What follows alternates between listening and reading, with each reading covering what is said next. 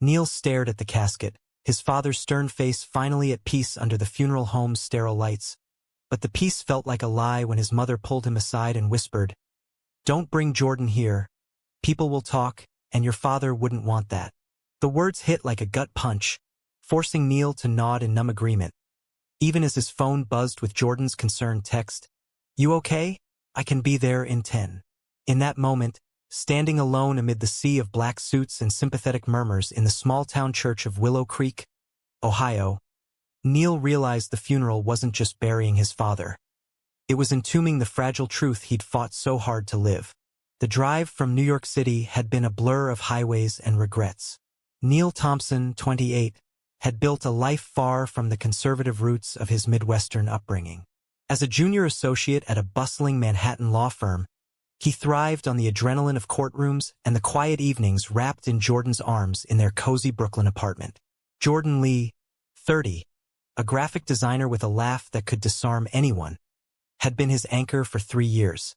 They'd met at a mutual friend's art show, bonding over shared tastes in indie films and a mutual disdain for superficial small talk.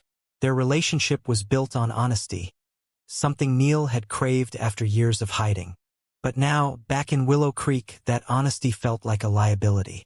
His father, Robert Thompson, had been a pillar of the community, a high school principal, church deacon, and unyielding enforcer of traditional values. Robert had discovered Neil's sexuality 5 years ago during a heated Thanksgiving argument. When Neil, home from college, confessed after too much wine.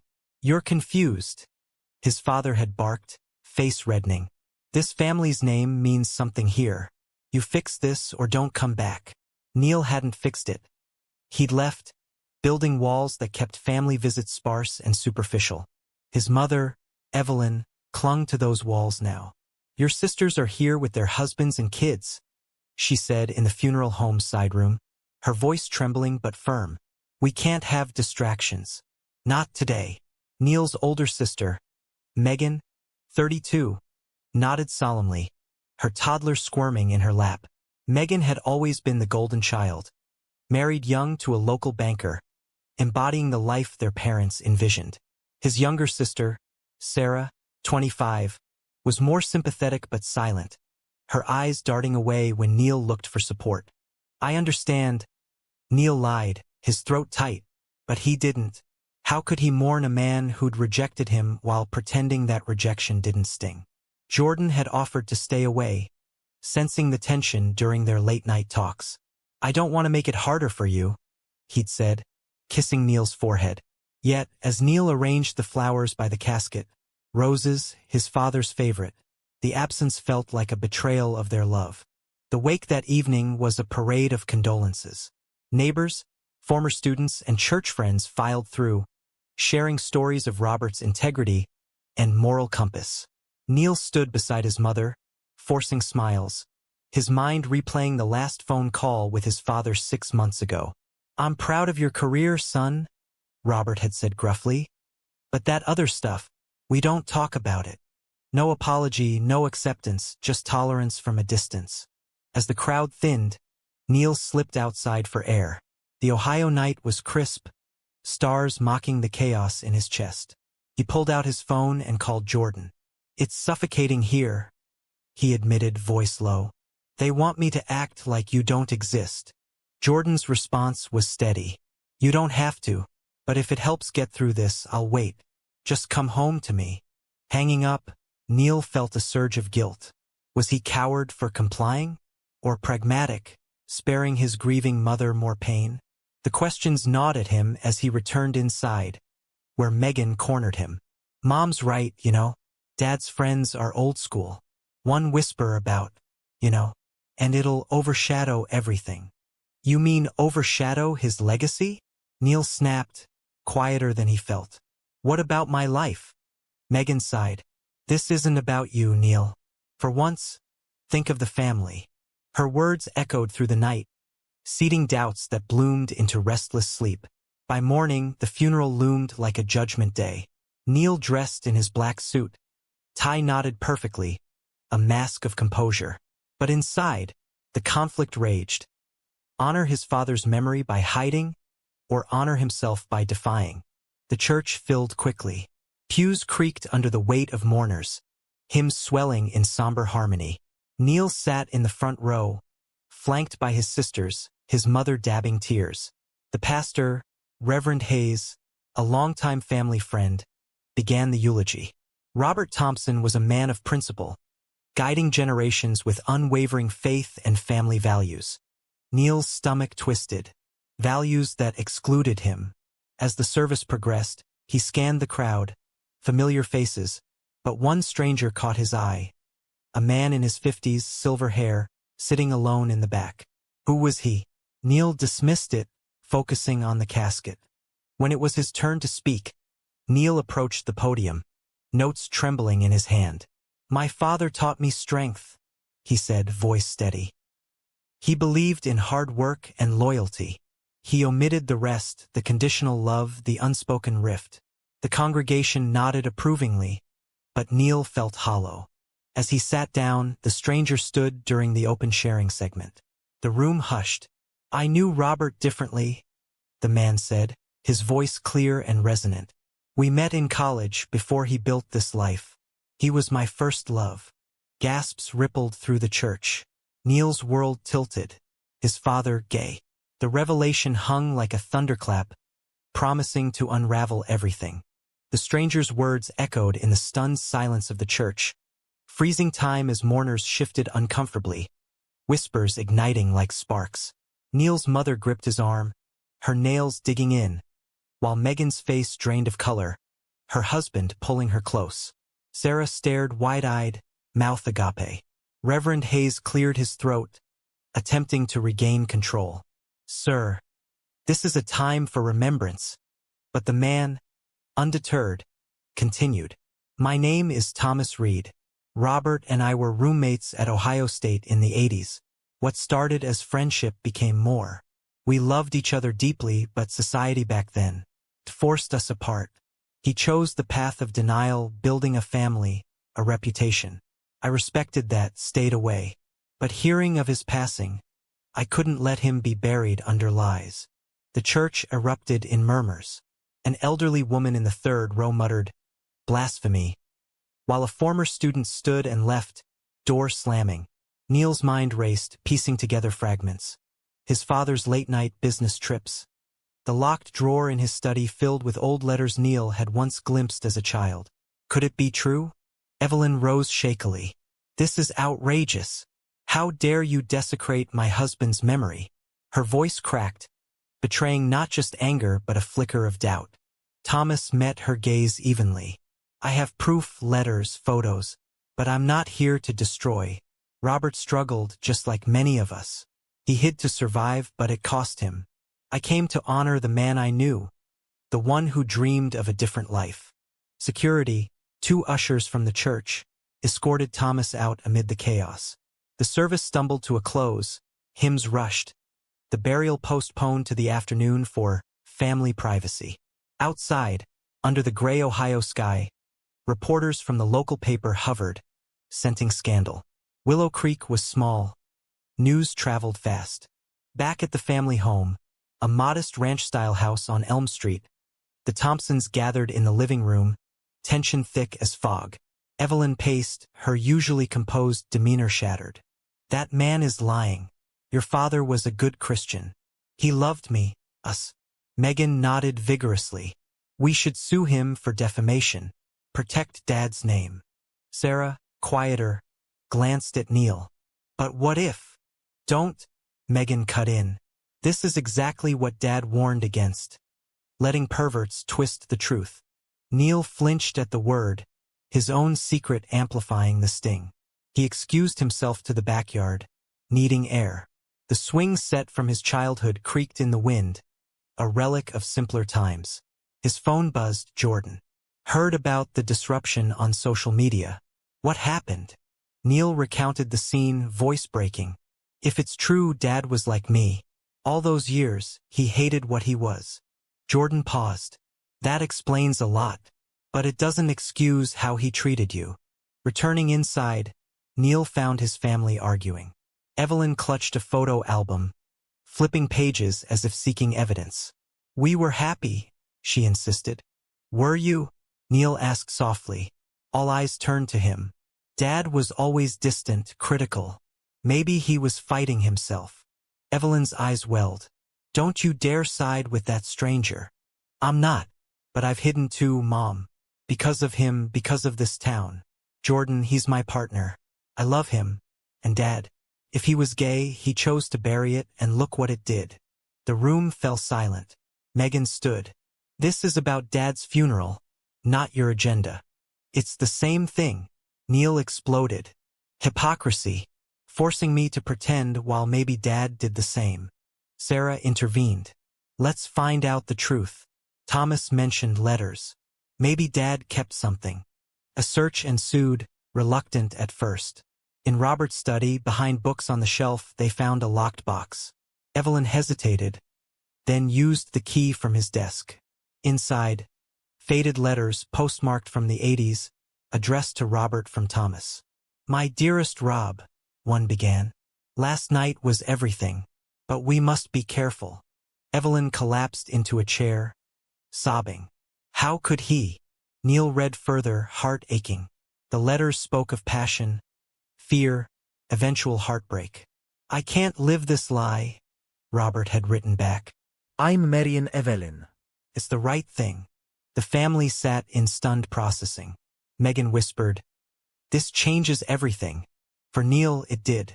His father's rejection wasn't hatred, it was projected self-loathing. But understanding didn't erase the pain. As the burial approached, Neil faced a choice. Continue the charade or confront the truth. At the cemetery, rain threatened. The family stood graveside, umbrellas ready. Thomas appeared at the edge, uninvited but undaunted. Evelyn glared, but Neil approached him. Why now? Because secrets destroy, Thomas said. Robert paid the price, isolated, angry. I didn't want that for his son. Nil nodded, a fragile alliance forming. As the casket lowered, he felt the weight lifting, but the damage lingered. That night, back home, arguments flared. Megan accused Neil of exploiting the revelation. You're using this to justify your lifestyle. It's not a lifestyle, Neil retorted. It's who I am. And maybe who Dad was. Evelyn, exhausted, finally spoke. I need time, but bring Jordan next time. It was a crack in the facade, hard-won through betrayal's fire. The days following the burial blurred into a storm of whispers and confrontations in Willow Creek. Local news outlets picked up the story, headlines screaming principal's secret past exposed at funeral. Social media buzzed, former students debating, church members boycotting services. For the Thompsons, the home became a bunker, curtains drawn against prying eyes. Neil extended his stay, unable to leave his mother amid the fallout. Evelyn oscillated between denial and despair, poring over the letters nightly. I thought our marriage was real, she confided one evening, wine glass in hand. Was it all a facade? Neil sat beside her. Love isn't black and white, Mom. Maybe he did love you in his way. But her pain fueled resentment. And you? Bringing that man into this. Jordan, Neil corrected firmly. He's part of me. Megan, visiting daily with her family, amplified the tension. The school's talking about renaming the library after Dad. Now, ruined. Her husband, Greg, nodded supportively, but his discomfort was palpable. Glances at Neil like he was contagious. Sarah, however, sought Neil out privately. I've been thinking, if Dad hid, it explains his anger toward you. He was scared. Neil appreciated her empathy, but the family's fractures deepened. A church meeting called to address the scandal invited Evelyn, who begged Neil to accompany her. Show unity, she said. The meeting, held in the church basement, was a powder keg. Reverend Hayes moderated, but congregants aired grievances. Robert was our role model, one woman said. This tarnishes everything. Thomas attended, invited by a sympathetic member. When he spoke, defending Robert's humanity, boos erupted. Neil, impulse overriding caution, stood. My father wasn't perfect. None of us are. But judging him or me won't change that. A man in the back shouted, "Like father, like son." The words ignited Neil's fury. Yes, and if you'd accepted him, maybe he wouldn't have suffered. Chaos ensued. Meeting adjourned. Outside, Thomas pulled Neil aside. "You're brave. Robert would be proud." Would he? Neil doubted. Back home, Evelyn confronted him. "You made it worse, defending that man." "I defended truth," Neil said. "Something Dad never did." The argument escalated, Evelyn accusing Neil of selfishness. "You left us for that life in New York. Now you destroy what's left." Hurt, Neil called Jordan, who listened patiently. "Come home," Jordan urged. "But first, decide what you want from them." Neil pondered that. The next day, he visited his father's grave alone, flowers in hand. "Why didn't you tell me?" he whispered. "We could have shared the burden." Answers eluded him, but clarity emerged. He wouldn't repeat the cycle. He invited Jordan to Ohio, defying his mother's wishes. Jordan arrived 2 days later, rental car pulling up quietly. Tall, with kind eyes and a reassuring smile, he hugged Neil tightly. "I've got you." Introducing him to the family was tense. Evelyn was polite but distant, Megan frosty. Sarah warmed quickly, chatting about Jordan's art. Dinner was awkward, silences punctuated by small talk. Then Megan dropped the bomb. "So, Jordan, how do you feel about all this? Neil dragging our family's dirt public." Jordan met her gaze. "Neil didn't drag anything. Truth came out, and I'm proud he faced it." Megan scoffed.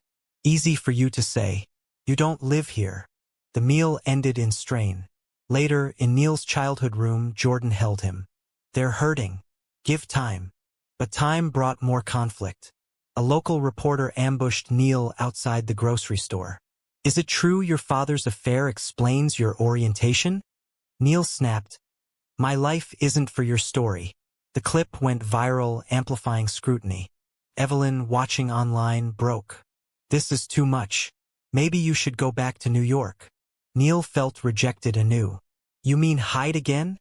She sighed. "I don't know what I mean." Sarah mediated, suggesting a family therapy session. Reluctantly, they agreed. The therapist, Dr. Ellis in nearby Columbus, probed gently. Secrets breed resentment. Robert's choice affected everyone. Evelyn admitted fears. "I feel betrayed." Megan confessed jealousy. "Neil got to live free while we upheld the image." Neil shared his pain. "Dad's rejection made me doubt myself." Insights emerged, but healing was slow. Thomas contacted Neil, offering more letters. Meeting at a coffee shop, Thomas shared stories. Robert wanted to be a writer, free, but family pressure won. Neil saw parallels. "I almost let it win too." Returning home, he found Megan waiting. "I'm sorry," she said unexpectedly, "for not supporting you." A tentative bridge formed. But as Neil prepared to leave with Jordan, a final blow. The church revoked Robert's memorial plaque, citing moral concerns. Evelyn wept. "They erased him." Neil hugged her. "We won't." Driving away, hand in Jordan's, Neil felt the weight shift, from burden to resolve. Back in New York, the rhythm of city life offered respite, but Willow Creek's echoes followed. Neil threw himself into work, cases piling up, but nights brought dreams of his father's grave, unspoken words haunting. Jordan noticed. "You're carrying it all. Talk to me." Over dinner in their apartment, overlooking Brooklyn's twinkling lights, Neil unloaded. "If Dad was gay, why punish me for it? Was it hate or fear?" Jordan pondered. "Both, maybe, but you broke the chain." Emails from home trickled in. Sarah updated. "Mom's seeing a counselor." Megan's softening. But community backlash persisted. Boycotts. Anonymous letters calling the Thompsons deviants. Neil debated returning for Easter, family tradition. "They need me," he told Jordan. "We'll go together," Jordan insisted. The visit was fraught. Arriving at the house, they found Evelyn had cleared Robert's study, donating items. "Fresh start," she said, hugging Jordan tentatively. Megan hosted a barbecue, her kids playing. Greg shook Jordan's hand stiffly. Conversation flowed cautiously, avoiding the elephant. Then, a neighbor dropped by uninvited. Mrs. Harlan, church gossip. Heard about the plaque. Such a shame. Her eyes flicked to Jordan. And you too. Friends. Partners, Neil said firmly. She'd sked.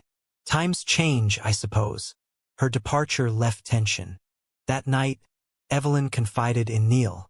I reread the letters. Robert wrote about loving me, but missing Thomas. It hurts, but I understand divided hearts. Neil nodded. Like mine. Torn between family and truth. Easter service tested resolve. The family attended, heads high amid stares. Reverend Hayes preached on forgiveness, glancing at them. After, Thomas approached in the parking lot. Mind if I join for coffee? Evelyn hesitated, then agreed. At a diner, stories flowed. Thomas shared photos, young Robert, smiling freely. He was vibrant once. Evelyn touched one. I see that in Neil. The meeting humanized the past. But betrayal lingered. Megan, absent, later confronted Neil. You're cozying up to the man who ruined us? He revealed, not ruined, Neil argued. Their fight escalated, Megan accusing. You always wanted to upend everything. Dad knew you'd be trouble. Stung. Neil retorted. Dad projected his guilt on me. Sarah intervened, but damage done. Megan stormed out. Back in New York, Neil grappled with guilt. Had he pushed too far? Jordan reassured. Change hurts. A breakthrough came via email. Evelyn invited Thomas to a family dinner. To heal, she wrote. Neil and Jordan returned. The dinner was surreal. Thomas at the table, sharing laughs over old college tales. Megan attended grudgingly, but thawed when Thomas praised Robert's fatherhood. Yet undercurrents surged. Greg, tipsy, muttered, This normalizes sin. Jordan challenged calmly. Love isn't sin. The table tensed. Evelyn mediated. We're family. That's what matters. Post-dinner, Neil and Thomas walked outside. Your courage inspired me, Thomas said. I hid too long. Neil smiled faintly. Cost me, though. Weeks later, a community forum on LGBTQ+ issues invited Neil to speak. Willow Creek's youth group organized it, sparked by the scandal. He accepted, nervous. Jordan accompanied. The hall filled, supporters, detractors. Neil spoke. My father's secret taught me hiding erodes the soul. Acceptance starts with us. Questions flew, some hostile. Doesn't this defy God? One asked. God made us this way, Neil replied. Thomas joined, sharing his story. Applause mixed with boos. After Megan approached. I get it now. Dad's fear became ours. Reconciliation bloomed. But not without loss. Some friends distanced, church ties frayed. Evelyn, empowered, volunteered at a support group. For families like ours. Neil felt pride, but scars remained. In quiet moments, he wondered. Had the revelation been worth the pain? As summer unfolded, the Thompsons navigated their new normal with tentative steps. Neil visited more, Jordan by his side, weaving into family fabric. Picnics, holidays, moments of genuine connection emerged. Evelyn laughed freely, sharing stories without bitterness. Sarah came out as an ally, attending pride events in Columbus. Megan's transformation was slower, marked by apologies and efforts. I was wrong, she admitted during a phone call. Feared change. Neil forgave, understanding fear's grip. Thomas became a fixture, mentoring Neil on lost time. Don't waste years like we did. Professionally, Neil channeled the experience into pro bono work for LGBTQ+ rights, advocating for those silenced. A case involving a teen disowned by parents mirrored his past, fueling passion. Yet doubts lingered. At a New York gala for equality, Neil reflected amid speeches. Had exposing the truth healed or harmed? His mother's resilience suggested the former, but Willow Creek's divisions hinted otherwise. A letter from a former student arrived. Your dad's story gave me courage to come out. Thank you. It affirmed the ripple effect. But moral ambiguities persisted. Robert's betrayal of Evelyn, the family's collateral damage. One evening, over wine with Jordan, Neil mused. Was Dad's choice wrong? Hiding to protect. Jordan squeezed his hand. Wrong for him, maybe, but you chose differently. The conversation deepened their bond, planning a future marriage, perhaps kids. A final visit to Ohio sealed growth. At the grave, family gathered. Evelyn placed flowers. I forgive you, Rob. Neil added, and I understand. As they left, unity felt real, forged in fire. But questions remained. In a world of judgment, is full truth always the right path? Or does discretion sometimes spare unnecessary pain? Was Robert's decision to hide his true self a moral failure, or a necessary sacrifice for the greater good of his family?